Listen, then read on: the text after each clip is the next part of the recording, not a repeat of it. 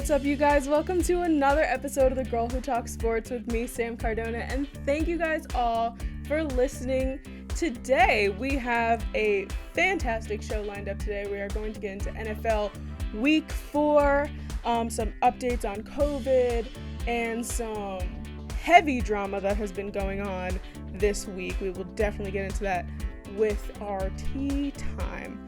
So before we get into all that, I just wanted to let you guys know, I know that I record on Tuesdays, I put the episode out on Wednesdays, but tonight, on Tuesday night, it doesn't help right now because obviously you're listening to this on a Wednesday or whenever it is that you listen to it.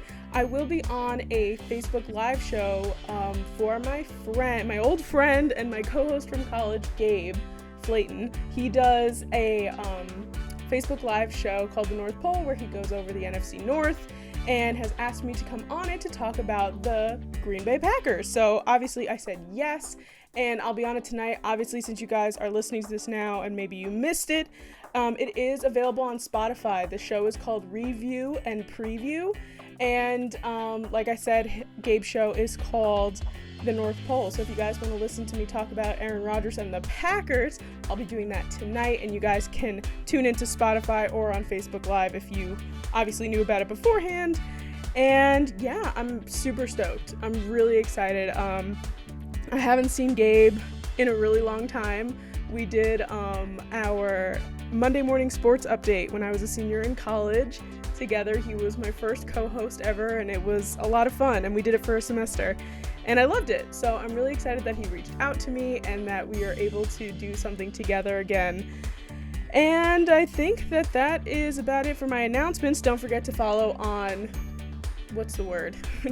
subscribe on Apple Podcasts, Spotify, Google Podcasts, wherever it is that you get your podcasts from, as well as subscribe on our YouTube channel, The Girl Who Talks Sports, and click those little bells to turn on notifications so you don't miss a video. You can follow the podcast on Twitter as well, TGWTS Podcast. And don't forget to leave an Apple Podcast review. It is really helpful for me if you do that. So I would appreciate you all very, very much. So I think those are all my announcements and shameless plugs. Is it really a sports podcast if you don't start off that way? So like I said, we're going to be going into NFL Week 4, but before we do that, we are going to talk about COVID. Yes, I know that a lot of people don't want to talk about it, but it is something that is basically ingrained into our lives right now, and it is affecting the NFL currently, so we are going to do some updates about that. As many of you know, the Tennessee Titans were basically dealing with an outbreak of COVID.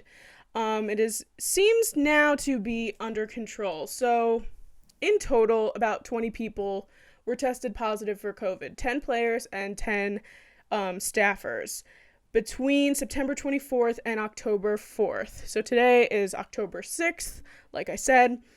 And yesterday, Monday, October 5th, was the very first day since September 24th that they all tested negative. Now, that doesn't mean that today or tomorrow they're also all going to be testing negative, but it is obviously a very positive sign for this, and that's really good that they are able to keep things under control, and that, yes, of course, 20 people getting COVID is so awful, but it could have been a lot worse. So good on the Tennessee Titans for making sure that stays relatively in check. And obviously a lot of people know that Cam Newton, the Patriots quarterback, also became infected with COVID, but thankfully was the only Patriot to get a positive result from a test. So last night, Monday night, there was 2 games because they decided to postpone the Chiefs-Patriots game to Monday at 7 o'clock instead of on Sunday, which I think was a good move in terms of the NFL rescheduling and everything like that. I think it worked out really well. Chiefs-Patriots game was pretty interesting, so that was good. But the Chiefs also had a positive test on their practice squad. Jordan Tamu, I hope I'm pronouncing that correctly. He also tested positive, but on Sunday and I believe on Monday morning, both the Patriots and the Chiefs tested negative for the coronavirus. The thing is that something that I really was unsure about and have recently figured out is that COVID has an incubation period, which I hate those words next to each other. It really makes me uncomfortable, but there's a 3 to 7 day span where COVID could be in your body, but you could test negative for it. So obviously it could be possible that somebody else does have COVID, but it seems like right now Cam Newton is the only one on the Patriots who has it, and he will be out. It doesn't seem like he's going to miss too many games, though, because they're going to play, I believe, next week, and then after that, they have a bye week, so it seems like he's only going to miss 2 games, which is good for the Patriots, because we will talk about that Patriots game. It was no bueno. And basically, the Titans can play week 5 if for this entire week everybody tests negative for COVID. And yeah, it's getting a little rocky out there, but I think that the NFL is really keeping things in check. I think they're doing a really good job with their protocols and everything, and they're even initiating new protocols given the circumstances. And also the Las Vegas Raiders were fined. Certain players were fined because Darren Waller had a charity event, and it seems like a lot of protocols were broken at said event. Darren Waller was fined about $30,000. Derek Carr and about 8 other players were fined $15,000. So overall, not great. But again, money and fines isn't going to cure corona, but if the guys don't want to pay a $30,000 or a $15,000 fine, maybe they'll be more inclined to not go around, licking poles. So that is the COVID update right now. Hopefully the Titans turn out negative this week and that everybody on the Titans and Cam Newton and Jordan Ta'amu all have a healthy recovery and a speedy recovery at that. We obviously don't want anybody suffering. So well wishes to everybody who's sick right now. I hope everybody gets better extremely quickly. So now, let's get into NFL Week 4. And obviously, before we do all that, we are going to talk about our scores. So we will quickly go over every score from Week 4.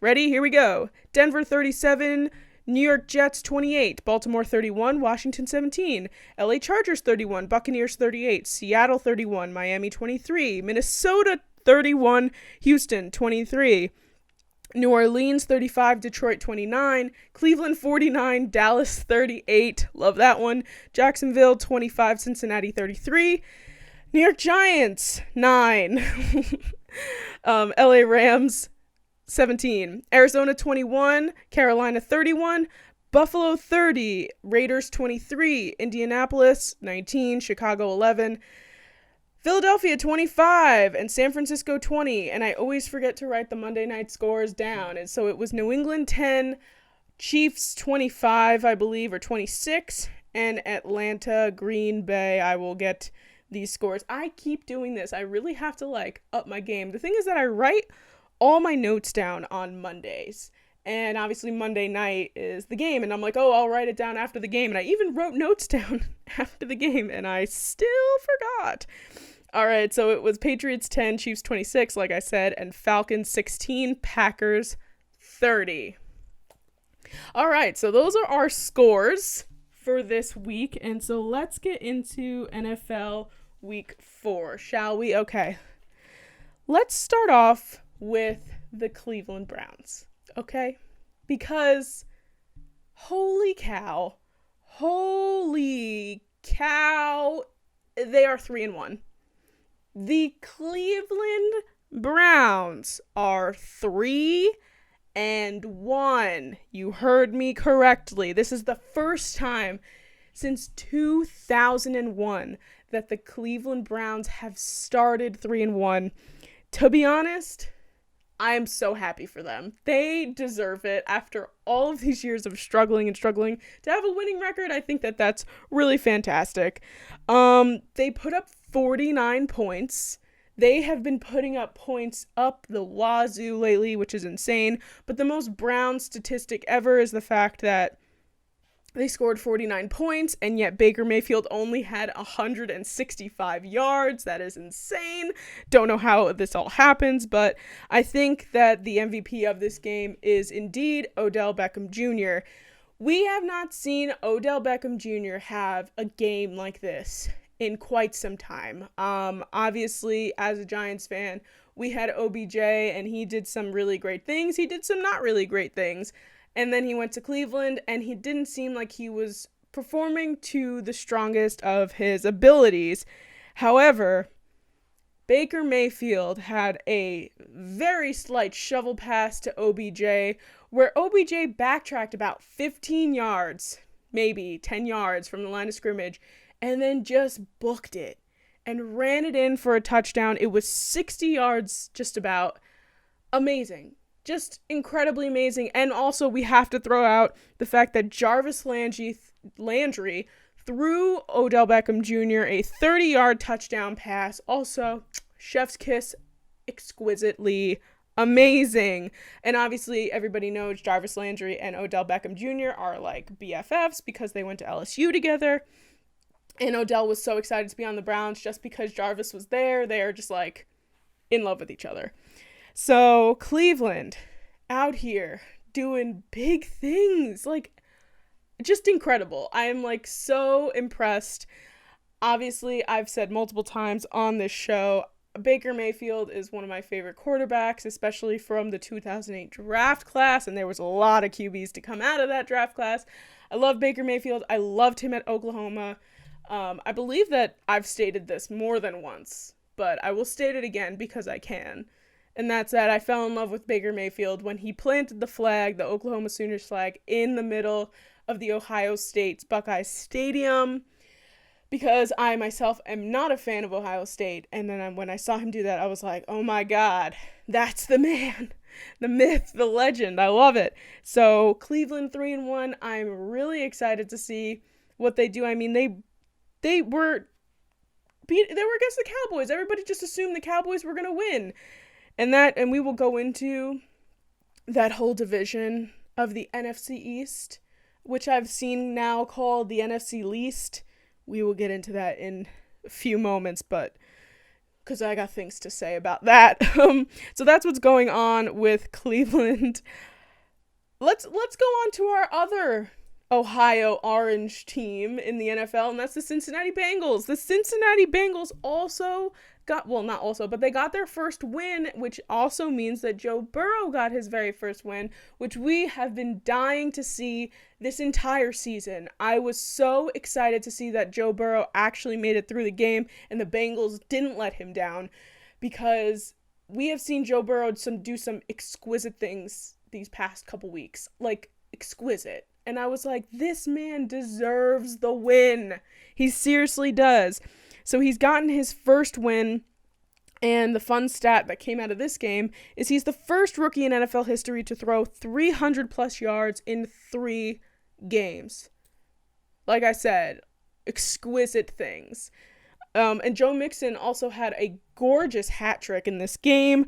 He had 3 touchdowns and 124 yards. So obviously he saw to step up to the plate, help Joey out here. And the Cincinnati Bengals were able to get their first win of the season. Again, I'm so happy for Joe. I love you. You're still the face of my Apple Watch, I promise. Okay. Quickly with the Cardinals. I mean, we were really seeing the Cardinals do some really fantastic things this season. However, somehow they lost to this Christian McCaffrey-less Panthers. I don't know if they forgot that they're supposed to be good this year, but that's what's going on in Arizona. The Lions were ahead of the Saints at one point, and I was like, Drew, honey, come here. Get yourself together. You're not losing to the Detroit Lions, okay? I promise. You're not going to do that. And he listened to me, and they didn't lose. But the Lions were ahead by 14 in the first quarter, like within like the first 5 minutes of the game in terms of the clock. And then Nola came back, scored 35 straight points, and I was like, oh, there he is. There's the man. There's that Drew that I love so much. And thank God. I think we would have had a real problem if the Saints lost to the Lions. Really, I would have been very concerned. Very concerned. But they didn't. They came out on top, which made me very happy. Drew Brees out here throwing beautiful dimes. He threw a 4th down pass to Alvin Kamara, which the thing about Alvin Kamara, what I love so much about him is that he's a running back, but he literally doubles as a receiver because he gets the ball thrown to him, which is exquisitely amazing. Exquisite is the word of the day today. I don't know why it keeps coming out of my mouth, but it is. So he threw this beautiful 4th down dime to Alvin Kamara, and I was like, that is it. That's the man we've been looking for, Drew. We want more of that. Even though you don't have Michael Thomas, it's okay. You can still be great. So I'm glad that Drew Brees did that. They also had a bit of a COVID scare in New Orleans, but it ended up being a false positive for, I believe it was a player, and then they did it again, and it turned out to be negative. So no COVID down in Louisiana. Let's move on to the Tampa Bay Buccaneers, because the Buccaneers, I think, had a very similar moment as the Saints did, where they were losing and then were able to come back. So they were playing the LA Chargers and Justin Herbert, Justin Herbert has proven himself time and time and time again being a good quarterback. And the fact that Anthony Lynn is still out here saying that he may or may not start him, whatever. But they were beating the Buccaneers at one point, and I was like, what? If Justin Herbert beats Tom Brady, they have also there was a 21-year age difference between these two quarterbacks, which is just crazy because Tom Brady is indeed a robot, and I don't think he's real anymore. Even though they were ahead, I was like, oh my God, this is insane. And then, of course, Tom Brady came out, did his thing, threw for 5 touchdowns in the second half. It's whatever. To 5 different receivers. It's fine, okay? I'm fine. But the Chargers really did, and Justin Herbert, I think, really stood their ground, and I think did a really good job. But Tom Brady, of course, will be Tom Brady, and came out on top with his 5, I don't know if you heard me before, but 5 touchdowns to 5 different receivers, and they ended up winning the game. The Ravens we're a little concerned about. I'm just going to say this right now. Despite the fact that they won this week, I'm very concerned for I almost said the Browns. The Ravens, because Lamar is still an amazing quarterback. I will love Lamar till the day I die. He is fantastic. But, after a year of watching tape and learning how he moves, defenses have now found a way to kind of control Lamar Jackson a bit and then control their offense, which I think is a bit scary because we really wanted Lamar to do some really great things. Obviously, they did come out well on top of Washington, but again, I'm a little concerned. But regardless, the Ravens had a gorgeous fake punt. Oh my God. It was 4th and 9. They said they're going to punt in the second quarter. And then they snap the ball to the punter. The punter throws the ball down. I don't even know who caught the ball. Throws the ball to the receiver. The guy catches it, gets the first down. Fantastic. This is the content we want to see, okay? This is the content that we want to see. We almost had a scary moment. Lamar almost celebrated a bit too early, but he ended up getting the touchdown anyway. But Lamar's running down the field, doing his Lamar thing, and he goes to do the celebration where, you stick the ball out, you're like, yeah, I got the touchdown, and a defender starts to come from his right side and almost smacks into him, and I was like, oh my God, Lamar, what are you doing? Why are you doing that? And I just went over this because of the DK Metcalf situation that happened in Seattle where he started celebrating too soon and then got the ball punched out from his arms. And I literally just said, I was like, don't do that. Just don't celebrate until you cross the line. It's not that hard. Wait 3 more seconds to celebrate, okay? I don't care if the defender is all the way down the field. I really don't. Just please, for me, if anybody, don't celebrate early. It's really just embarrassing. So Lamar almost celebrated too early. The guy almost comes in, almost hits the ball, but he doesn't. He brings it back. He runs back over the line, and he gets the touchdown. It's okay. Because you get the touchdown, but please just don't celebrate early. It's not that hard. Just wait a few more seconds. Moving on, the Vikings got their first win, which is exciting. I mean, Dalvin Cook was out here being amazing. He did like this crazy run to get a touchdown that he's like weaving in and out of people and like, juking and all this stuff, and gets a touchdown. I was just like, oh, Dalvin Cook. That's what I've been looking for. I want to see Dalvin Cook do amazing things like that. I love watching running backs. I think, to be quite honest with you, I believe running back is my favorite position in football. And I remember being very young, and one of my dad's friends were over, we were watching football, whatever. I kid you not, like when I say young, I mean like 10 or 11 years old. And them saying like, oh, Sam, if you could play any football position, what would you play? And I was like, well, I'm small. I don't know if you can tell, from the video if you're watching on YouTube, I'm only 5'2". I'm very small. And to be quite honest, I used to catch in softball. My legs are pretty powerful. I think that I could be a running back. Right now, I don't know about that. Maybe when I was like in my prime and playing sports, maybe. But I don't know about right now. But that was what I always said. I was like, I want to be a running backer. And I really just enjoy running backs be amazing. And including, we'll get to the Chiefs game later, but Clyde Edwards-Helaire, he is 5'7", and he's like a little mouse. He just moves through people. It's amazing. I love watching running backs. They're just very impressive. And the Texans. So the Vikings were playing the Texans. I'm sorry, I just went on a weird tangent. Vikings were playing the Texans. The Texans are 0-4, and here's the deal. Bill O'Brien has been fired. The coach for the Texans and the acting GM, technically, has been fired because of their 0-4 start. And also probably has to do with the fact that, he traded DeAndre Hopkins. Let's not forget, that was all Bill O'Brien. All Bill O'Brien was the DeAndre Hopkins thing because he's the acting GM. So I'm just saying, that's a no bueno for me. So the Texans end up firing him. Romeo Crennel will be the interim head coach this season. So the Texans, maybe we'll see an up and up. Maybe we'll see a continuously downhill slope. Who's to say? We'll find out. The Giants, 0-4 Giants. Again, you pain me. I love you guys, but you pain me. They lost to the Chargers. Not the Chargers. What am I talking about? The Rams. Why'd I write down Chargers? They lost to the Rams. I mean, to be quite honest with you, I think it could have been a lot worse.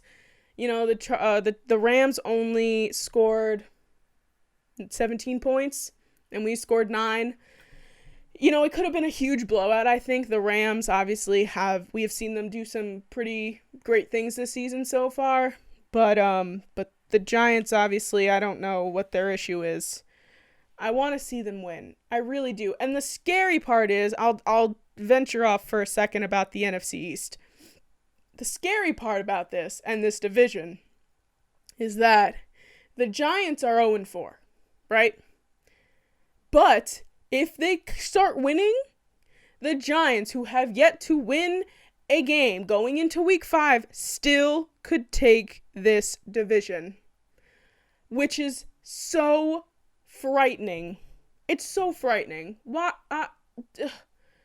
Literally, the fact that people are saying just get rid of the division completely, I understand your frustration. But as, the NFC East with our weird Dallas team that's in the mix there, I have no idea how Dallas got into our NFC East, but, we don't have a right to be here, but we do. We do, because we have done some pretty great things in the past. I mean, with Eli, and Other people, obviously, Philadelphia Eagles recently won a Super Bowl. We have earned the spot, but I understand where you guys are coming from, where the fact that this division is just so crappy that it is what it is. But we still have, we're going into week 5. We still have 12 weeks left. Anything could happen, right? Anything could happen in the world. And we will get into the little situation that happened after the Giants-Rams game. That's going to be just a tad bit later. But to mention just someone in that little mix, Jalen Ramsey is an excellent defender, and the Giants did not stand a chance. That's all I got to say about that. The Colts. The Colts won. Phillip Rivers and the Colts won against our starting quarterback, Nick Foles, and the Chicago Bears. I have a very strong feeling that the Chicago Bears are going to have a slight quarterback flip-flopping problem. Like I said last week, Nick Foles seems to do really well as a backup, but not as a starter. It's just, I don't know if it's his mindset or what it is, but that's just the way that Nick Foles is. So, is there a possibility that Mitch Trubisky sees the field yet again? 100%. I have no doubt that Mitch Trubisky sees the field again this season, if not sooner than we think. Nick Foles, I know they got the win last week, but they were really thinking that him starting this week would be very beneficial for them, and that just didn't seem to be the case. It was a bit of a struggle bus. It was hard to watch, to be quite honest, but Phillip Rivers got his win. He got another win for the Indianapolis Colts. Let's go to the Bills. So the Bills, the Bills are 4-0. Let me say that one more time. The Bills are 4-0. They will be taking the AFC East this year, okay? They will. I will say that slow. The Bills are 4-0, and they will be taking the AFC East this year. Josh Allen is in the MVP race. Okay? This is insane. The Bills make me so happy. And the thing is, though, the Raiders, fantastic team. Very good team. And the fact that they were able to win over the Raiders just made me so happy. Josh Allen, fantastic. Stephon Diggs, fantastic. That dynamic, I think getting Stephon Diggs was probably the best thing the Bills could have done. And Josh Allen working on his completion in terms of the game as a whole, not giving up towards the end, literally playing the game until the last second. He does so well. And I'm so on this bandwagon. I can't get off of it. It's speeding. I can't get off of it even if I tried. The Bills will win the AFC East.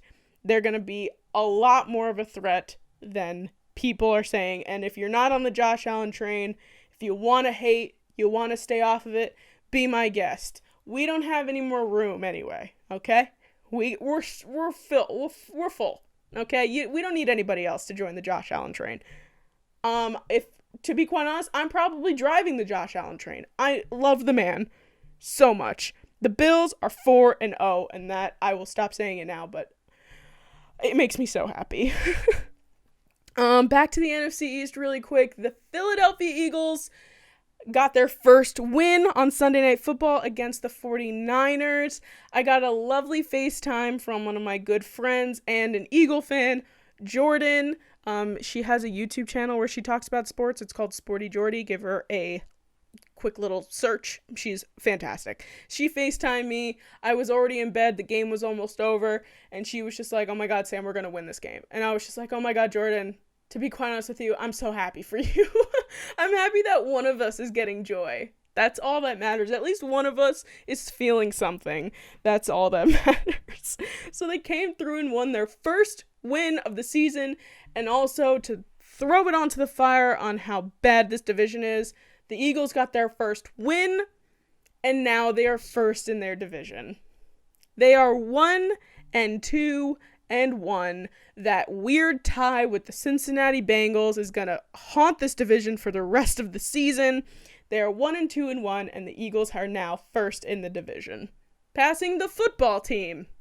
The football team. Oh, it's just a mess. It's a mess. I can't. The 49ers need Jimmy G back. That is the main thing here. Nick Mullins really struggling as their backup QB. Kyle Shanahan said he doesn't really know what's going on with Jimmy Garoppolo, but he might not play week 5. But I think that if he doesn't play week 5, he'll probably play week 6. So Jimmy G will be coming back soon, I'm pretty sure. And because I think that they need it. But at this point, their season is kaput, I believe. The 49ers are not going to be making it to the NFC Championship this year, if that's what you're thinking. That's not going to happen again. You had your run last year. You lost the Super Bowl. That was probably the closest you guys are going to get. It's not going to happen again this year. I'm telling you right now. Okay, let's go to our Monday night games. Let's start with the Chiefs-Patriots first. The Patriots, obviously, like I said earlier, Cam Newton has COVID, had to put in their backup. Bill Belichick decided that he would start Brian Hoyer. Brian Hoyer has been in the league for I don't even know how long. I feel like he's been here forever. Brian Hoyer has been around. I remember him playing on the Texans. He's been everywhere. So now they start. Brian Hoyer's throwing interceptions left and right. They take him out. They put in Jarrett Stidham. And the whole thing with Jarrett Stidham was they were like, oh, are they going to start Jarrett Stidham or are they going to start Cam Newton? Who's to say? Like, you really think that you're going to throw that at us for a story? Come on now. We all knew Cam Newton was going to start. We all knew that. But Jarrett Stidham now seems to be the tertiary backup now. Comes in for Brian Hoyer after he gets benched. Do I know words? I don't know. Jarrett Stidham comes in, also just a big old flop. I mean, he scored a touchdown, and everybody was like, here he is, our savior, Jarrett Stidham. And then, and then he started throwing interceptions left and right. The Chiefs walked all over them, and the Patriots lost. So, if anything, you better be hoping that Cam Newton gets better a lot sooner than they are saying he is, because you guys are definitely going to need it. Finally, the last game was the Packers-Falcons game. I love to see it. I love Aaron Rodgers. I love watching him play. I will forever die on this Aaron Rodgers hill. He is incredible. Aaron Rodgers beats the Atlanta Falcons, who are now 0-4 for the first time since 1999. I was 3 the last time the Atlanta Falcons were 0-4. I do believe that Dan Quinn is in the same boat as Bill O'Brien in terms of will probably get fired before the end of this season. Maybe. I don't know. Who knows? But I do think that his job is definitely on the line here. So Atlanta, you guys really, I feel bad for you, and I've said it over the past 3 weeks. I feel bad. You guys are really struggling, but the Atlanta Falcons indeed have not won a game yet this season. However, the Packers, on the other hand, are 4-0 and will be going to the Super Bowl this year, okay? Aaron Rodgers, no picks yet this season. Knock on wood. Knock on my head.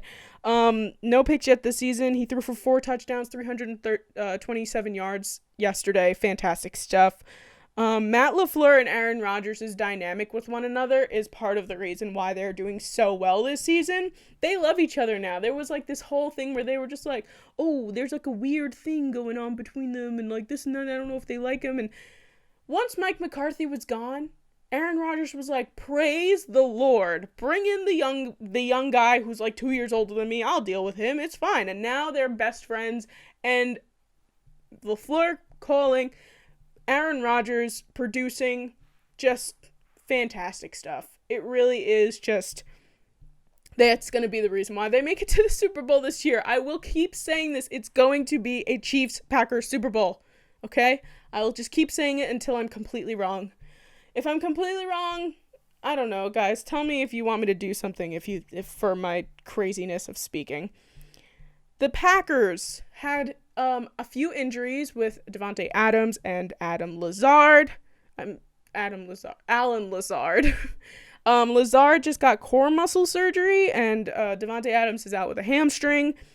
But we had some guys come up here. We had Darius Shepard, Malik Taylor, Reggie Begelton, and Robert Tonyan, who is the tight end for this Packers offense. 3 touchdowns, 6 catches, 98 yards, all career highs for the guy. This guy, no matter what happens with Davante Adams and Allen Lazard, Robert Tonyan, this is not the last time that we're going to be talking about Robert Tonyan. He seems to be just doing amazing. I love this energy that he gives off, and the fact that George Kittle was out here tweeting like, this guy is good. To get tweeted by George Kittle, one of the best tight ends in the league, to say you're doing well as a tight end, we will not be seeing the last of Robert Tonyan, okay? He is amazing. Really, really just exquisite. So that was the Atlanta Falcons and the Green Bay Packers. And that is NFL Week 4. I'm pretty sure we went over everything here. Yeah, I mean, I think COVID might be a little bit of a predicament again, obviously, this season, but we are going strong. We are going hard. And this NFL season so far has been amazing to talk about and to report on and all this stuff. I love it. I love it so much. So let's finish up with our NFL Week 4 and get into our segments for today's show. All right, let's get into our segments for today's show. And our first segment, and my favorite segment on today's show, Tea Time. Tea Time is my favorite segment on the show because we delve into the hot, steamy gossip of the sports world. And this week, let me get my mug. My Tea Time mug here. That, again, courtesy of my best pal, Sarah Crawford. My Tea Time mug is in my hand, so we can delve into the tea for this week, which is spicy. Oh my God. Let's get into it. So, like I was talking about when we were mentioning the Giants-Rams game, there was a bit of a tussle at the end of the game between Golden Tate and Jalen Ramsey. All right? So, it was a quote-unquote big fight. I just said tussle, but it was a big fight. Like punches thrown, crazy things going on. But the whole thing behind it, which I had no idea these men had history with one another. It's reading about it, I was like, oh my God. And then I was talking to my brother about it, and he literally looked at me and he was like, this is going to be your tea time for your show this week, right? And I was like, literally 100%. So let's get into it. So Tate and Ramsey get into this big fight at midfield. It takes a lot of people to separate the two of them.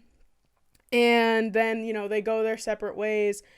Then Jalen Ramsey is waiting outside the Giants' locker room to continue their fight. To literally continue their fight. How old are you? 13? Like, come on. Really? You waited outside his locker room? What's wrong with you? What is wrong with you? So the past, the things that have gone on between these two men in the past is not something that I expected. So basically, Jalen Ramsey had 2 kids with Golden Tate's sister, Brianna. He had 2 kids with her. Not just dated her, not just did whatever. Fathered 2 of her children. Oh, but wait, it gets hotter. She was pregnant last year. And while she was pregnant last summer, Jalen Ramsey broke up with her and started dating someone else. Oh my God. That is insane. And I will continuously talk about this podcast because it is slowly becoming my favorite thing. The Dime package with Fran and Casey. said this because their tea time was the exact same thing, and we literally have this like telepathy for some reason. We produced literally the same show. Fran and Casey were basically saying that this could be a reality TV show. And part of the reason why I love football so much and sports is that there is so much drama in the midst of it all that it could be a reality TV show. It's a soap opera and I love it. It's so crazy. So Ramsey has 2 children with his sister.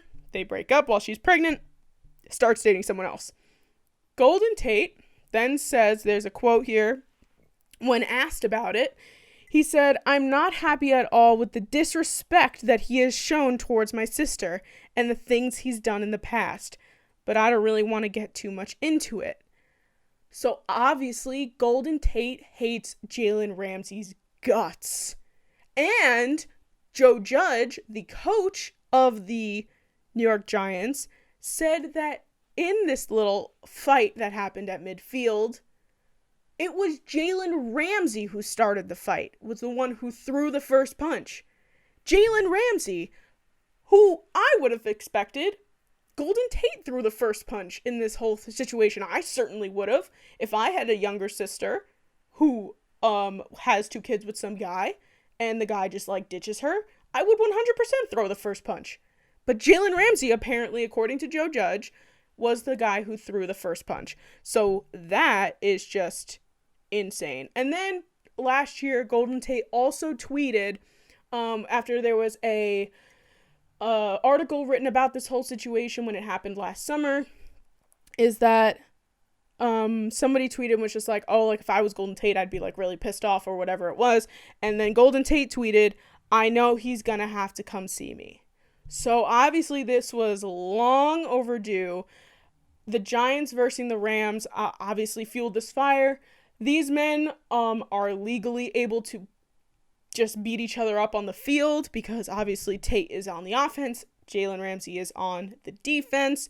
I'm surprised it didn't happen earlier in the game. Maybe they made sure that they kept each other apart because they knew something bad might happen, and yet things still happened at the end of the game. So, just blow on your tea. Just blow on it because you cannot sip this tea right now. It is way too hot. I am perplexed. One of the best tea times I think we've ever had, behind Earl Thomas's wife finding out that she was cheating on him with a woman and his brother was also there, and then she held a gun to his head. Just like top 3 best tea times of this entire show. So I'm hoping more things come out of this in terms of if they're gonna meet me in the parking lot at 3:00 after school kind of thing. Is this gonna happen again? Is there gonna be more drama to come out of it? I don't know.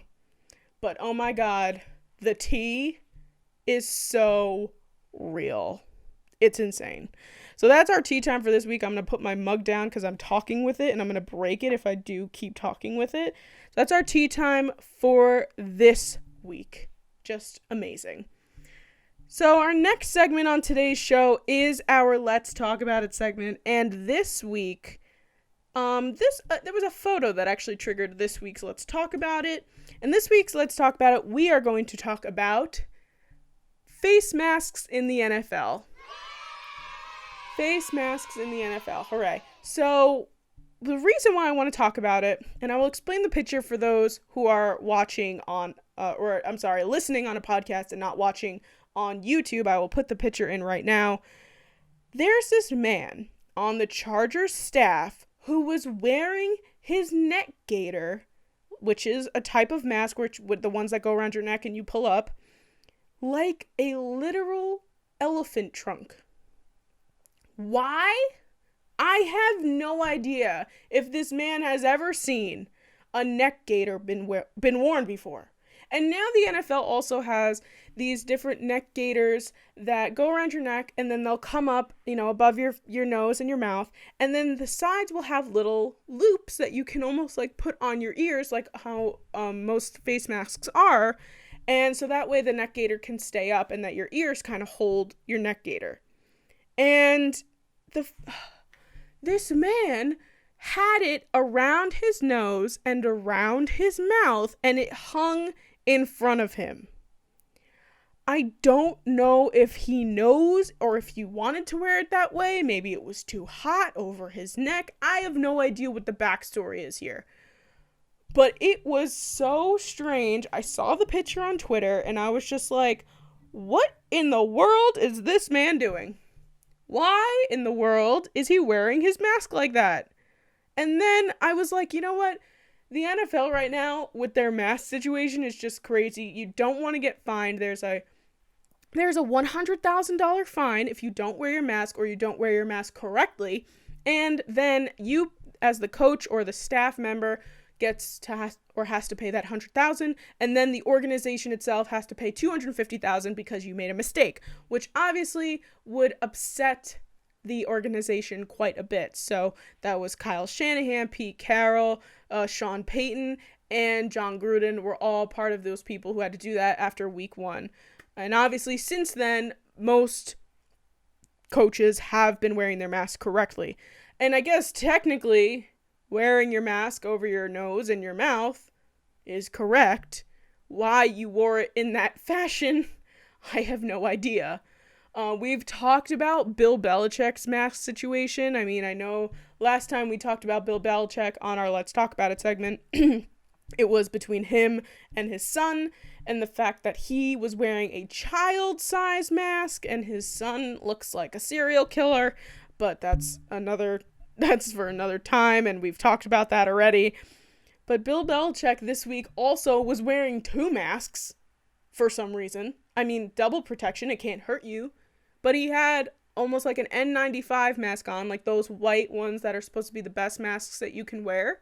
And then a neck gaiter on top of it. And then at another point, his neck gaiter was crooked and like sideways, and it was like up and down. And I was like, sir, you don't have to wear that much stuff. I understand if you do feel comfortable doing that, by all means. You know, I don't want to tell you what to do.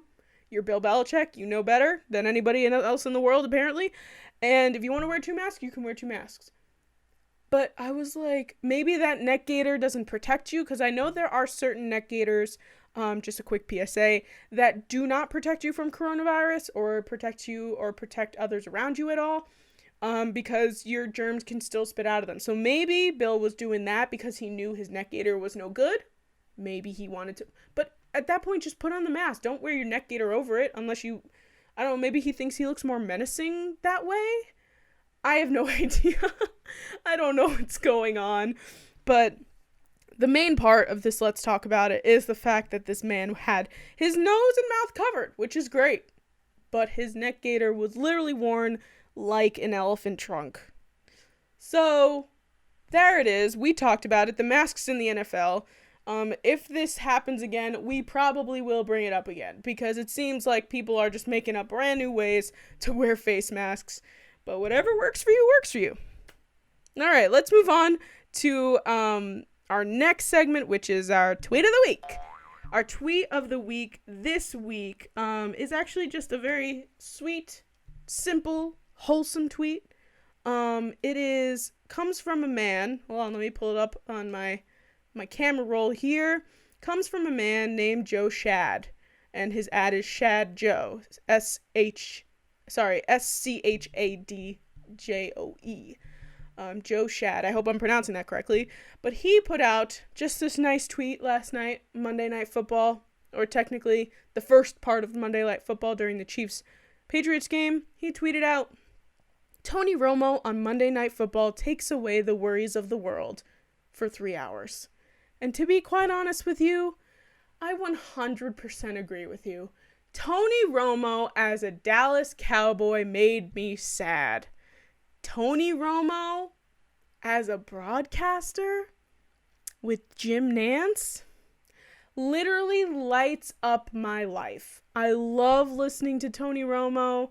The fact that Tony Romo dropped his mic on I don't know if everybody else heard this. I actually didn't hear it, but my brother told me, and it was so pure. I happened to walk away from the TV for a second. Tony Romo dropped his mic on the ground, and Jim Nantz was continuously doing the game, and we didn't hear anything from Tony Romo. And then Tony Romo pops back up and he's like, "Don't worry, Jim. I dropped my mic, but I am back now." And it's just like, that is so pure, Tony. I love it. Tony Romo as a broadcaster is one of my favorite people. Tony Romo as a Cowboys quarterback, I felt certain ways towards. I will not lie to you. But Tony Romo, you are not an overrated broadcaster. I don't care what anybody else says. I love you. I love listening to your voice. It's so pure. I love when you made those predictions and it all came true, because it seems like you're very smart. But Tony Romo just brings me joy. All right, so that was our tweet of the week this week. And finally, let's get into our last little bit of our show before we wrap up, and that is our feel-good story of the week. Obviously, we got to send you guys off with some happy thoughts, some happy feelings, because that's what we do here on The Girl Who Talks Sports. So since we are now in October, this was the first weekend of the NFL's Crucial Catch, which is, they used to do breast cancer awareness in October, but now they do all cancer awareness, which is really great.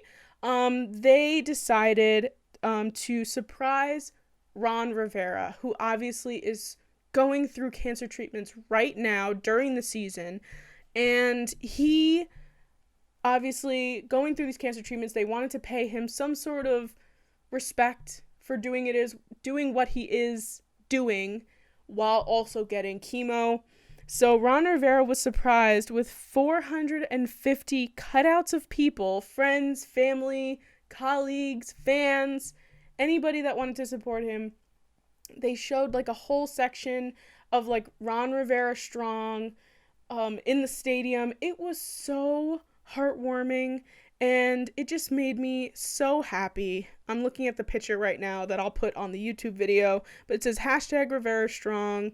They had like all these cardboard cutouts of all these people with their Crucial Catch shirts on, and just some really wholesome stuff. And I know that we talked about Ron Rivera when he was diagnosed with his cancer. I really hope that he's doing well with his treatments, because I know that can't be easy. I know that he struggled to go off the field during halftime on Sunday. He needed an assistant to get him to the locker room, and that just really sucks. And cancer sucks, and nobody deserves to have cancer. It really just is awful. So Crucial Catch this year, I'm going to be buying some Crucial Catch gear from the NFL shop. I know that when you do that, some proceeds go to cancer awareness and things like that. So if you have the funds, go out and buy yourself a Crucial Catch hat or a Crucial Catch sweatshirt, whatever it is that you want. It's all good.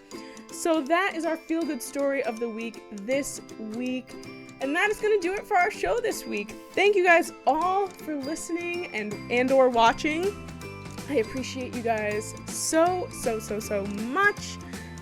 If you have not done so already, make sure that you follow, subscribe, Apple Podcasts, Spotify, Google Podcasts, Amazon. We're on Amazon now. Wherever it is that you get your podcast from, don't forget to subscribe. As well as on YouTube. Don't forget to subscribe to the Girl Who Talks Sports YouTube channel, as well as turning on the notifications so you don't miss a video. Follow us on Twitter, TGWTS Podcast. We post some fun things there. And don't forget to leave an Apple Podcast review, or a review anywhere that you can leave a review for me, because I would appreciate any review, to be quite honest with you. Thank you guys all for listening. Don't forget to be safe, wear your mask, wash your hands, stay socially distant from people, all that good stuff. And we will tackle NFL Week 5 next week. So thank you guys all for listening, and I hope you all have a fun, fantastic, sports-filled day. I'll see you guys next week. Bye!